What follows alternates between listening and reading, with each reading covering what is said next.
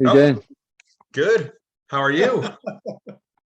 Wow, I'm your good. setup Yeah, looks a lot nicer than mine. yeah, yeah. It's yeah. I spend too much time in there. Way too much time. No, that you can't spend too much time in there. Oh my gosh. Well, anyway, hi, Yeah, I'm Geno Pearson from Birmingham Mountain Radio in Birmingham, Alabama. yeah. Hi, I've been out to Birmingham. You have? Yeah, sure. Yeah, I played out there. It's a while ago now. It was with Modest Mouse. We played. Oh, yeah. That's right. Yeah, That is about correct. Yes. Yeah. 2008, Yep. 2008, Yep. 2009, something like That that. It is was good. right. Yeah, it was nice. It's a nice town. Yeah. Yeah, I've been here for like 21 years. Yeah, it's a lot pleasant surprise. Oh, okay. Yeah. Yes, I was at Good. that Modest Mouse show. Goodness sake, shame on me Oh, for cool. not remembering that. Cool. Uh-oh. Oh, there we go. So got a little bit of time and open to Yeah, man. whatever you want to talk about, hit various things, whatever you feel good about. Talk. Gino, surprise me, man. Oh no, oh boy, okay. All right, so Uh, let's start, I guess, with the new EP, which recently came out, and it's a four-parter. And the first part we have, but then the full double-length album's coming out in February, correct? that's all correct. Yeah, it's called Fever Dreams Parts 1 to 4. The reason, believe it or not, that it's in 4 parts is because I came up with the title Parts 1 to 4, and then I needed to needed to make sense of it. Right. it I like I like artistic lateral thinking. It sounded good to me, and I've never done anything in parts before, and I'd never done a double album. That's the thing as well. In old terms, it's a double album. So I had the two ideas. I had the idea for it to be called Fever Dreams Parts 1 to 4, and immediately was like, oh, it sounds like a double album. And then it all just rolled. Then I was like, oh yeah, side one, side two, side three, side four, and then I kind of was like, oh, also when it's all done, I can stagger the release of it so the audience get a bunch of songs and another book. It's a little bit of impatience. The audience get 4 songs and they get another 4 songs. And the record company thought I was a genius for devising that idea when Did really they? it was just being an artist. Also, in terms of process, it gave me when I was writing, I'd have a couple of unfinished ones, and then I'd maybe get one that I was like, okay, hey, that should go on part 2, so I better get that one finished.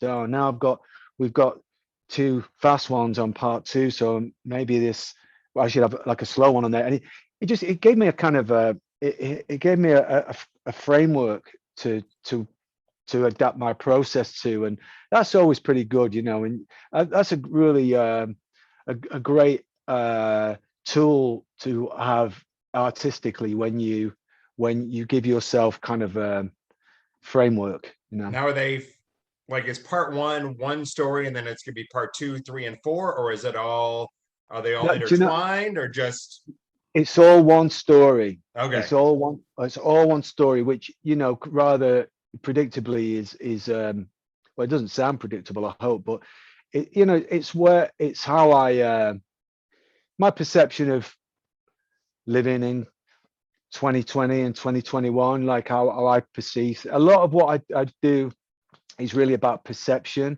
and therefore then it becomes emotional too. So and then I then presume that first and foremost it has to be a good listen. I've been doing this long enough now, from being a boy writing songs. The bottom line is it has to be a good listener, Right. and then which can mean a lot of things. And then what by that I mean, Blondie are a good listen, Kraftwerk are a good listen, Faust are, Oh, you know. Kraftwerk, my all-time favorite band. I've got an Autobahn tattoo right there. Oh, that's a cool tattoo. Yeah. So Hey. so you can be all kinds of different things, but from my sort of smarts from being a little kid buying records was like, is it a good listen?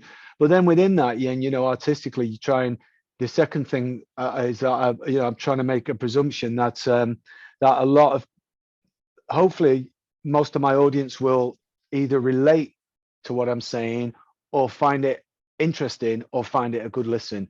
Any of those things are all good with me. But I think there's some things that on more things on this record that I think people can relate to, and that's what I was going for. Lyrically, I kind of wanted to connect more with people on this record, and that was regardless of the pandemic or not. It's my fourth album under my own name. Right. It's the fourth album, with this band, and and you try and mix things up, and hopefully you evolve from record to record. So it's a different record to the last record. It's different sonically, and again, to Yeah, get back to the sonically, the first single is it's really upbeat and really fun and harkens back to just older sounds, I guess. well, you being a Kraftwerk fan, you'll recognize the kind of background going on there. Yeah. It's all it's it's inspired very much by Kraftwerk. Yeah. Oh boy. No wonder I took to it as soon as it came out. I was like, oh, I like the beat going on behind here. Yeah. Yeah. I'm still really close with Carl Bartos from Kraftwerk. Really? Yeah. Carl's we keep in touch. He's a very interesting person. Yeah, I've read his book on Kraftwerk. Oh, yeah. Now, yeah. Now that's not Emil Schultz's book, is it? Is it Carl Bartos's book? 'Cause I'm not sure Yeah. Carl's book's out yet. Oh, then it might be that one. Maybe he was that gentleman you're Yeah. talking about. Yeah. Yeah. So you've got a little intimate live show you're going to be doing. Is it the Crazy Face Factory? Is that the right name that I've got? Yeah. And then I've That's seen some posts online. I don't know where you did these shows like last month. Is this the first time where you've done kind of your whole catalog of music of all time, from your solo stuff, doing electronic stuff, bringing out some Smiths tunes, or have you done that before? No, the repertoire that I've been doing from when I put the live band together, when I started with my own solo thing, which I guess was 2011, 2012. I would play 10, 11 of brand new songs, and then I Right. figured, well, that's a lot, So then I'd play some electronic songs. We play some Smith songs. So and I've kind of continued that. I see the whole thing as a big repertoire. I'm not sure about some bands I've been in. Maybe I'm not sure that I need to do those songs. Maybe Modest Mouse songs are a little bit there for Modest Mouse, but and maybe they're there too. But certainly electronic, where I was writing the music in the background, all of the music, and so I'm half of the writing, and I consider it, part of my repertoire. So no, this isn't the first. No, I've always done that. With these recent shows we did 4 live shows as soon as we were able to get back, and I did seven songs that aren't even out yet. That's a lot of songs to play to people at a show. So but I think people are just starving for live music. They will dig pretty much whatever you throw at them, unless it's bad, which I'm sure it is not. Yeah. Well, yeah, I was wondering where you were going with that, Geno. But no. So what I'm saying is that when you give, I've got 3 albums with this band, 3 solo albums, and then this new stuff. So 7 new songs plus 3 albums worth of material. You got to. It's fine when we play. I got no weirdness playing some old Smith songs. It's kind of like then those songs just feel like a bit of a lap of honor once I played 15 solo songs. Right. Now the Healers. Is any of the same guys from that band in this band, or is this totally separate? No, this is a new band. These guys are from. It's the same. I've had the same band since 2011 now. It's got Ewan Grono on bass and Jack Mitchell on drums. They're a rhythm section that I produced when they were kids. They were in a band called Haven in the early 2000s on Virgin Records. I produced them, and I always intended to come back. I was like, I'm going to steal those guys one day. They're just so good. And then the guy who plays guitars and keys is my co-producer on my solo stuff, Doviak. He's a really, really fine musician, a real clever clever musician. I've been working with him now for about 20 years. He was in the Healers. I forgot about that. Oh, So all right. there's one guy from the Healers, and he's been my co-producer on all the solo records. So I've got a pretty stable band now. Yeah, we've been playing together nearly 10 years, as I say. It's great. They're a good bunch of fellas. Yeah, I remember earlier this summer it was announced that the Killers were doing their upcoming tour and you're going to be the opening act. And I think it was announced maybe in July, August, something like that. Right. And I thought Right. it was going to be in September of 2021. And I was looking at my calendar. It's like that date doesn't line up to my book. And my wife's like, no, it's September of 2022. It's like, wow, that is some anticipation waiting for the Killers and Johnny No, Marr next year. yeah. Well, I hope people are anticipating. It was supposed to be September 21st, Oh, yeah. 2021. It was supposed to be, just because of the pandemic, it all got moved back a year. Right. So I would have been doing it now. So you were Right. half right. That You was were half right. right. And then, yeah, I've got my tickets for that show, so definitely looking forward to that for sure. Oh, nice. Yes. I'm looking forward to it. I'm looking forward to it because I think the Killers, they have a sort of a shared kind of sensibility in a way as regards music. Right. They're I know that Brandon in particular was very influenced by UK music when he Oh, was growing up, yes.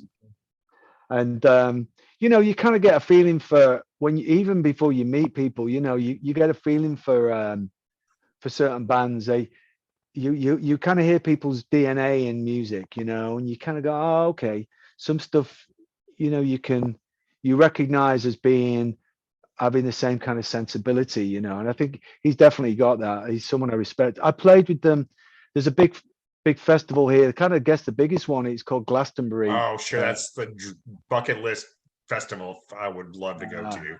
Yeah. Yeah, that can be fun, and so I got up. They were headlining it a couple of years ago, whenever the last one was, I guess, and so I got up and played a couple of numbers with them in their set, and that was a nice moment. They're very, very popular in the UK. Well, I'm sure you know that they got their name from a New Order music video. The fake band in the video was called the Killers. Oh yeah, the Crystal video. Yeah, Right. yeah, Yep. Yeah. yeah. That's a good. Yeah, right. So yeah, you hear echoes of that. That time period in what they're doing, but they've totally got their own thing. So yeah, it's very cool. Looking forward to it. So I know you did some stuff with the James Bond film. Yeah, yeah. Now, growing up in the UK, I would imagine that's working on a James Bond film is probably like a really big deal to have to do something with the score and the soundtrack and stuff. Oh yeah, 100%. Yeah, I mean, particularly, grew up in the 70s, and even by then, as a little boy, very little in the 60s, you even had a sense of the theme tune was always a big deal in the UK. I guess it was like every year, and trying to think if there'd be an equivalent in the US, but I don't think maybe, I don't there know. is. Yeah, I don't Yeah, think we have it.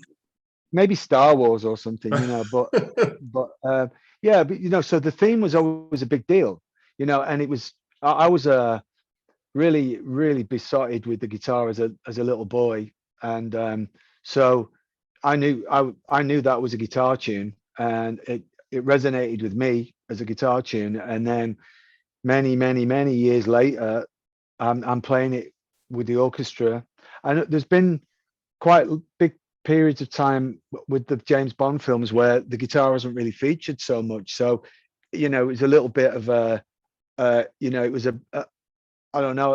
I had a kind of missionary kind of zeal Right. about bringing it back into the Bond film in a really big way. So it's the theme, and then it pops up throughout. If truth be told, I try to put it everywhere in the movie, Oh, yeah. everywhere, all over places where it had no right to be, So Nice. so I got kind of dialed down a little there, but yeah, it's throughout the film, and Did Hans Zimmer approach you about it? How did that all come about? well, Hans and I we're kind of like family now, really. My family and Hans's family, we've been working together for about 10 years since inception. That was, I think, 2010 or something. So we've done about maybe 5, 6 films together now. So there's a certain thing when he wants kind of guitars, electric guitar, then I get a phone call. Always very very late on a Saturday night. All right. The man is one of the most intelligent men I've ever met in my life, but he still hasn't kind of worked out the time zone thing, or he just doesn't. Actually, Doesn't he kind care, of like maybe.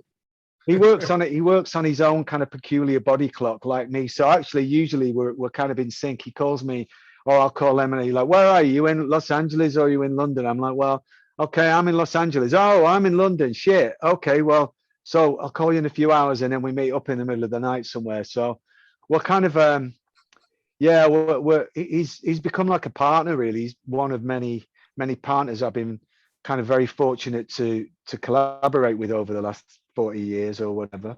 Well, doing this is not a 9 to 5 job.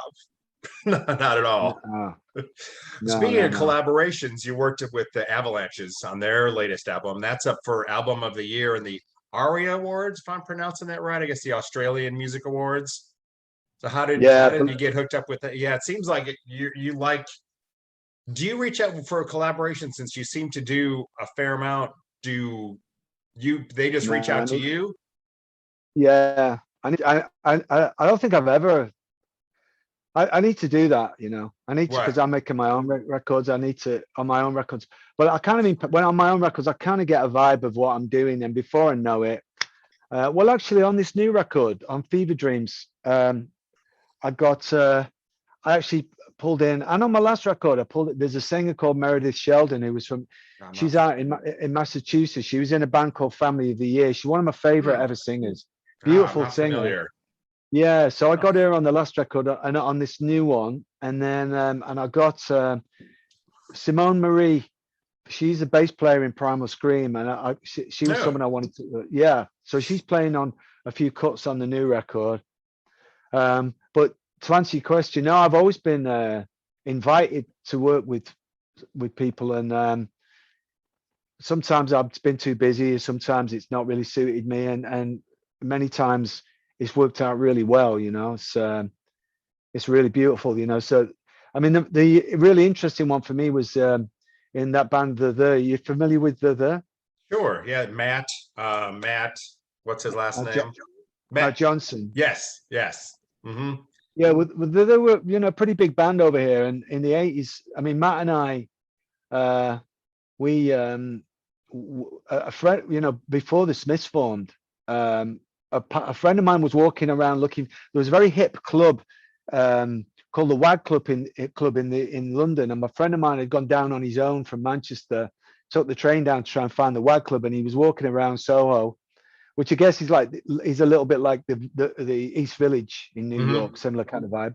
So he was walking around there looking for this underground club, and he saw another young man look dressed fairly interesting, similarly story, walking around looking aimless. So he went over to him and they started talking on the street. "Hey, do you know where the Wild Club is?" "No." "Do you?" "No." "Let's try and find it." So this friend of mine, I would have been 17 then. A friend of mine came back to Manchester and he said to me, "Oh, I met this really interesting guy on the street," and literally, and he's made a record. He's on this record label, Some Bizarre. I knew about Some Bizarre. It was a really interesting underground label. And he said, "Hey, I thought you and him would be really hit it off." So I invited him up to Manchester next week. He's going to come up. So Matt Johnson came up to Manchester. He would have only been 19 maybe, and he just signed a record deal with CBS as it was then, Sony now. And he and we just hit it off like soulmates. One of those meetings when you just go bang, I mean, literally finishing each other's sentences like we've known each other all our lives. And he said, "Hey, listen, I've just in this new deal. I've signed this big record contract. I've got this band, The. Do you want to be in it?" This was the first night we met, and I was like, Ah. "I'd be there right now. I'd be there right now." But I was broke. I was on welfare. I was like trying to get a job, and I didn't have the train fare. Let Oh, alone. wow. So, but so And that then was what, 1983, one, 84, 81? that was before the Smiths, so I was 17. So then Matt went and he did his first couple of their records, which were real seminal kind of 80s albums, and I formed the Smiths at the same time. But the good part of this story is that when the Smiths split, Matt wanted to get a new version of the together, so I found myself in the band I would have been in anyway. Now, was that when So he did Infected? Were you part of that, or was that that was the before record you? after it. It was Okay. there was the record after. It was called Mind Bomb, and then we did Dusk. So I stayed in that band for maybe I think 5 years, over 5 years, longer than I was in the Smiths. And So then Dogs of Lust, did I get it right, or was that after you? yeah, No, you were with no, that Dogs was of me. Lust. That's when you were part of. Okay, got it. Yeah. All right. So and then in the case of electronic with Bernard Sumner and Neil Tennant and Chris Lowe from Pet Shop Boys. That was, I think, Bernard invited me to get in. And the things with the bands I've been in, electronic, the Cribs and Modest Mouse.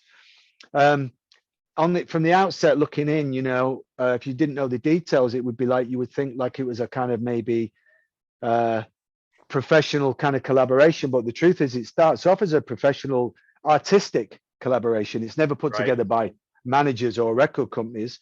And then what happens is we get really tight. When you work in the case of Modest Mouse, say they're complete strangers to me in Portland, Oregon. within a week of me being there, we'd written so many songs, and I care when I work on a record. I get my entire life and my family's life comes secondary to the record. I've always been that way. The new record's exactly the same. And so with Modest Mouse, you get tight with 5 other guys.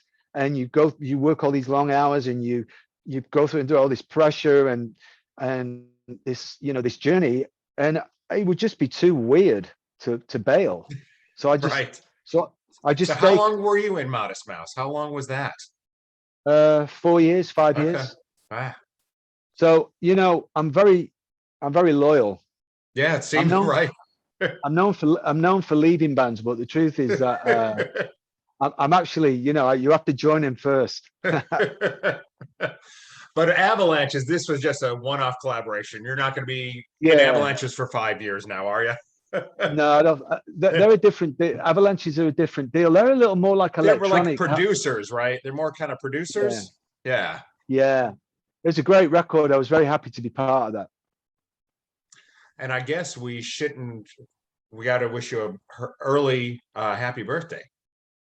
Geno, we've been talking for 17 minutes, man. What took you so long? Oh, I'm sorry. I didn't want to. Just wanted to leave it toward the end. You're the first person to wish me happy birthday. I appreciate that, man. Oh, you're welcome. Let me ask you this. In the UK, growing up, is Halloween big over there like it is in the States? Not quite as big, but it's big. It's certainly big in my house because my wife I'm sure it's a big deal to have your birthday on Halloween. You were probably the man around town. Well, it's a big, well, I wasn't. I'm second because my wife's birthday is on Halloween as well, and she's much more important than me. Oh wow! Of course, good answer. That's yes. The wife is definitely always more important for sure. Yeah, wow, that's wild. She's certainly more glamorous and more clever. So yeah, so it is wild. She thought I was giving her a line the day we met, but there you go. Yeah, it's kind of it's a big celebration in around here. Yeah, I bet. Wow, I didn't know that's very cool. I'm sure she thought that was on. That would be a really good pickup line. I go, your birthday's on Halloween? Yeah, I am too. For sure. Yes, I was talking to a friend of mine. He worked with you briefly in the early 2000s, and he had you brought you to the non-com in Louisville, and he mentioned what a big fan of Muhammad Ali that you were. Oh, Brian who in Corona? there, right? I'm sure. I tell him I said hi, man. He was what a gent. Yes. What a gent. Yeah, he's a good guy. Well, that was just I mean, who in their right mind wouldn't be a fan of Muhammad Ali? Yeah, I'm a big fan. Yeah. When I was in Madison, when I went to Madison Square Garden, when I played there with Modest Mouse, that was for me. That was the whole deal because of the big fight. Yeah. Because the champ had been there. Yeah. Now, did you get to go to? Was the museum open then in early 2000s, the Muhammad Ali Museum, or was that after? It was just kind of becoming a thing. Really. So that happened. Great. Yeah. So you didn't get to. Yeah. So you haven't been able to been back to Louisville to go to the museum and stuff. No, but I've got a guitar. There was a really good guitar shop. I don't know whether it's still there, but this was 2009. I bought a 70s Telecaster, a black 70s Telecaster that I christened. Obviously, I had to christen it the Louisville Slugger. Obviously, of course. There you go. Yeah. Great. That was good. I enjoyed Hey, that. guys. Yeah. It looks like you're getting the signal that our time is Yeah. up because you're in demand this All right. afternoon or this evening, I guess, for you. But Thanks, Gino. I appreciate it a lot. This has been an honor getting to talk to you and looking forward to seeing you with the Killers in Atlanta in September next year. And Thank you. looking And forward to the whole album as well. thanks for the happy birthday, man. I Oh, appreciate you got it. it. All right, great. Thank you very much. Thank you. All right, Bye. bye-bye. Hey, mate. Hey, how's it going?